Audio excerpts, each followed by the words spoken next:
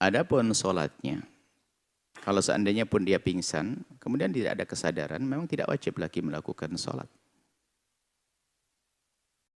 Tidak lagi wajib melakukan sholat, karena sudah tidak ada akal sadarnya.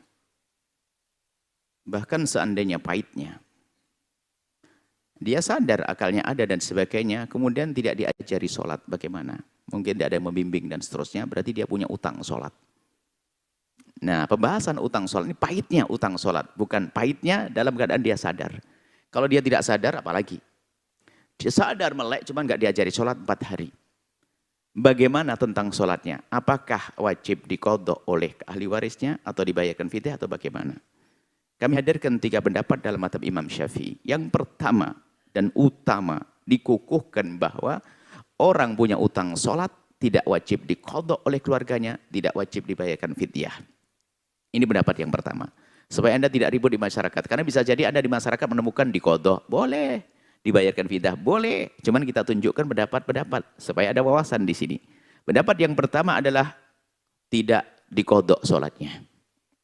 Tapi cukup dimohonkan ampun saja, istighfar, selesai. Tapi kalau ada mungkin keluarganya, saya ingin mengqadha'i. Ini dikiaskan dengan sholat ya. Dia kiaskan dengan pendapat kedua dalam puasa. Ya sudah, diqadha'i qadha. Kalau mau mengqadha'i, diqadha'i oleh keluarganya. Ini ada pendapat. Jadi ahli warisnya mengqadha'i sholatnya 4 hari diqadha'i. Allah dibayarkan fidyah, karena banyak duit deh. Dibayarkan fidyah, nggak apa-apa. Setiap satu sholat, 1 mud 6,7 on. Cuman mengqadha atau bayar fidyah adalah pendapat berikutnya. Pendapat yang dikukuhkan yang pertama adalah nggak diapa-apain, sudah didoain saja insya Allah selamat ahli surga. Oh dia juga sakit. Ini adalah untuk sholat. Adapun puasa, memang puasa itu ada. Jika ada orang, jika ada orang tidak puasa, kemudian dia meninggal dunia, dilihat apakah dia, orang sakit dulu, urutannya begitu. Jika ada orang sakit, kan ada 2 pembahasannya. Sakit yang harapan sembuh dan sakit yang tidak ada harapan sembuh. Jika ada orang sakit yang tidak ada harapan sembuh, maka nggak ada qadha baginya. Sebab nggak sembuh. Karena nggak ada harapan sembuh, maka kapan ia meninggalkan puasa, maka dibayarkan setiap 1 harinya 1 mud. 6,7 on dari harta peninggalannya. Dari hartanya. Ya, jadi kalau memang dia orang sakit nggak ada harapan sembuh. Tapi kalau sakitnya ada harapan sembuh, karena sakit yang ada harapan sembuh, ya ditunggu aja sampai sembuh. Nanti biar diqadha sendiri, nggak usah yang lain ikut-ikutan. Nah kalau mati itu sembuh atau tidak sembuh, kan begitu ya. Nah, mati tidak sembuh, selesai. Selagi tidak sembuh, maka selama ini yang ditinggalkan sehari adalah diambilkan dari harta warisnya, dibayarkan 1 mud. Nah ini pendapat yang pertama, membayar.